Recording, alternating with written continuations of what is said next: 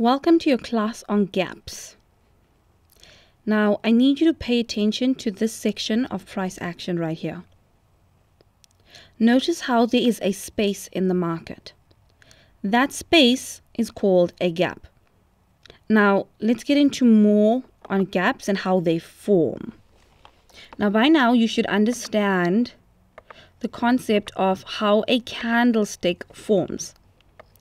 You should understand the concept of opens and closes and the shadows. Now, usually when your candlestick is forming, or while the chart is creating itself, when a new candlestick forms after a candlestick closes, it usually opens on the same level as the previous candlestick's close. So this is a bullish candlestick. There is its open, that is its close. So the next candlestick should start forming and its open should be right next to the close of the previous candlestick. Now, in the case of a gap, what happens is price is moving so fast in one direction that it leaves a gap in the market.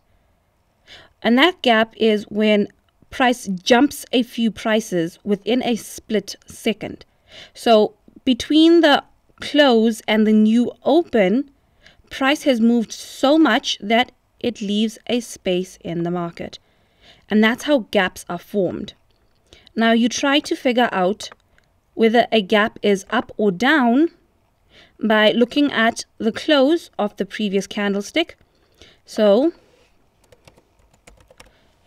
the close of the candlestick that was before the gap and the open of the candlestick after the gap. Now, if the open is above the close, then we have gapped up. That is the direction of our gap. Now, gaps can be up or down depending on where the open is in accordance to the close. So the close is your anchor point. If your open is above your close, then we have gapped up. If your open is below your close, then we have gapped down. So let me give you an example of a gap down. So there's our candlestick forming.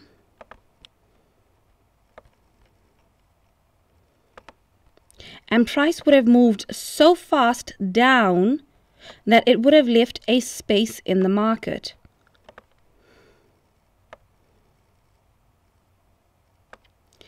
Now, how do we know whether this is a gap up or down? Again, we look at the close of the previous candlestick before the gap and the open of the candlestick after the gap. So here's our previous candlestick. Our close is down here. And our open is up here. So in this case, our open is below our close. So we have gapped down.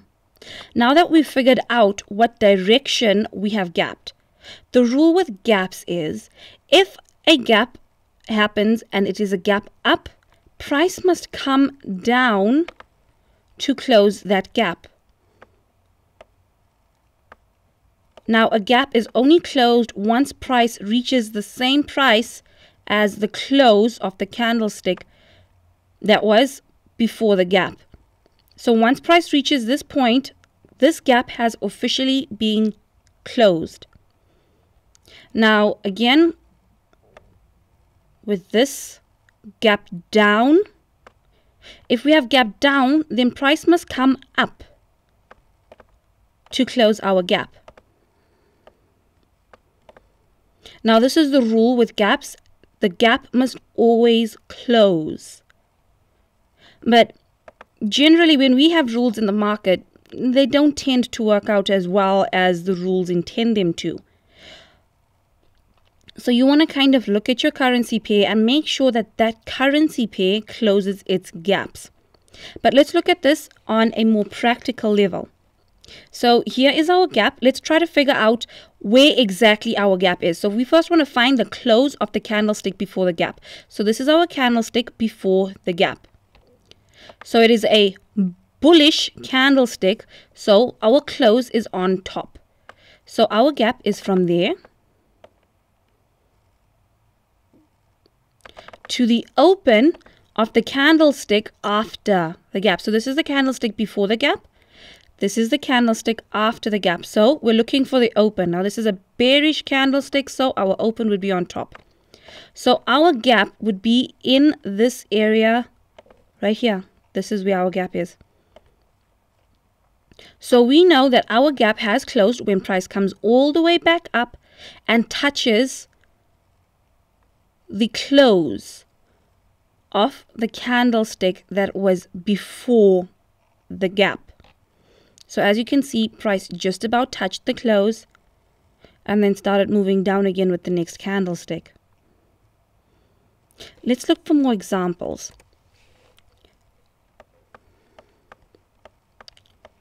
Now there are tons of gaps in all the different currency pairs.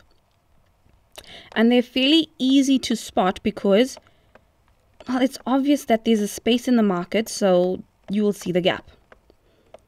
Oh, there we go. Now, do not pay any attention to the actual colors of the candlesticks. Do not pay attention to the shadows when you are still trying to figure out where your gap is. So from here, we're going to figure out where the close of the candlestick of the gap, the close of the candlestick before the gap. So this is a bearish candlestick, so our close is at the bottom. And the open of the candlestick after the gap. So our open is down here. Wow, that's a big gap. So our gap is between the close of the candlestick before the gap and the open of the candlestick after the gap. So now we've got a bearish candlestick before the gap. So our close is at the bottom. And we have got a bullish candlestick after the gap, so our open is at the top. So the distance between our gap, well, our open and close, is this space in between here. So we know that price after it gapped had to come all the way to the top here and touch this price right here in order to close this gap. And as you can see, that has been done.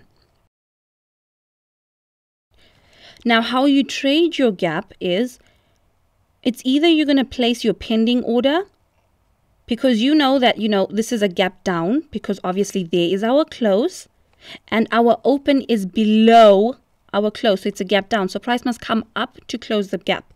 So in this case, when we see this gap, we want to buy. So in this case, we wouldn't have much time to actually place a pending order. So in this instance, we just simply buy. So this would be our buy trade. Hopefully we'd catch it as early as that. And we'd want to set a take profit.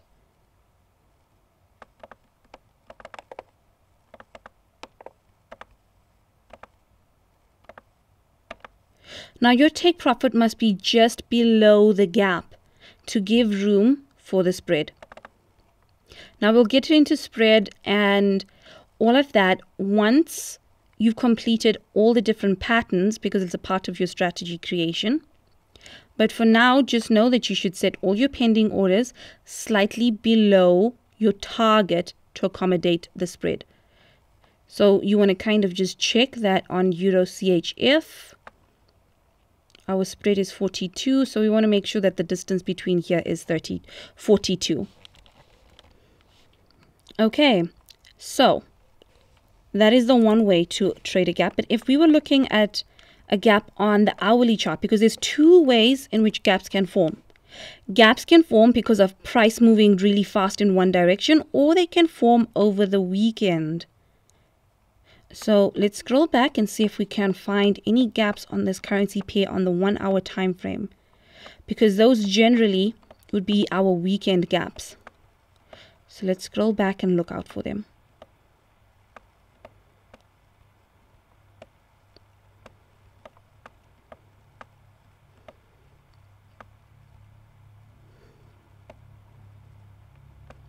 Well, over here we have got a gap. Can you see that there is a space in the market? Now notice that there are shadows here, but because our open and our close is not on the same level, we know that that is a gap. So what we want to do is, here is our candlestick before the gap, so we just want to find its close. So this is a bullish candlestick, so our close will be on top over here. Let's make that a nice solid line. And then we want to look for the open of the candlestick after the gap. So this is the distance of our gap. So it's from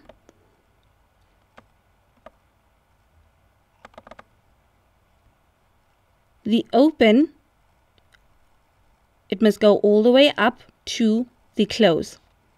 Now let's look at how long it actually took to close the gap completely. So we're going to go across and just go to the next candlestick.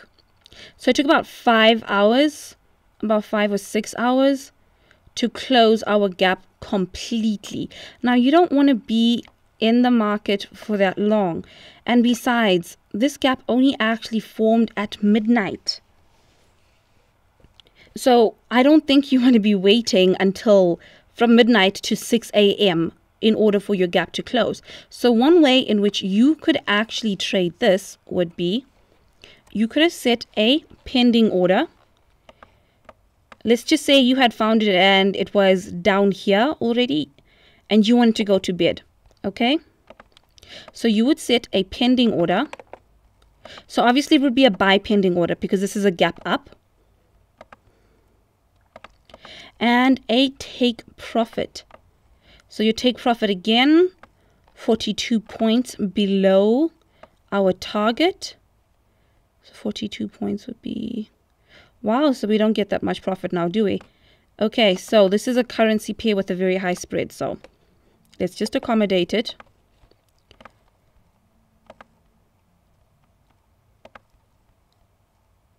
Now obviously the currency pair has a high spread over the weekend. So you want to just accommodate for whatever the spread is then. So you basically will take your profit once price reaches that point. So you can either decide to do an instant execution at the bottom here, outside. Once it was at the bottom down there, you could have also decided to do an instant execution, meaning that you just buy at that point and hold on to your trade until it closes your gap. Remember, once it closes your gap, you do not know where it is going, so you want to make sure that you are out of the market because you have no sense of direction after that point. So there's two ways to trade gaps. You either use pending orders and take profits to wait for the gap to come back up and close, or you can use instant execution, which means you are entering the market right here, right now, and you are basically going to set your take profit at more or less the same point, which is accommodating spread. Okay, so I think that is all for our gaps. Let's move on to the next lesson, but I hope you do well in your quiz.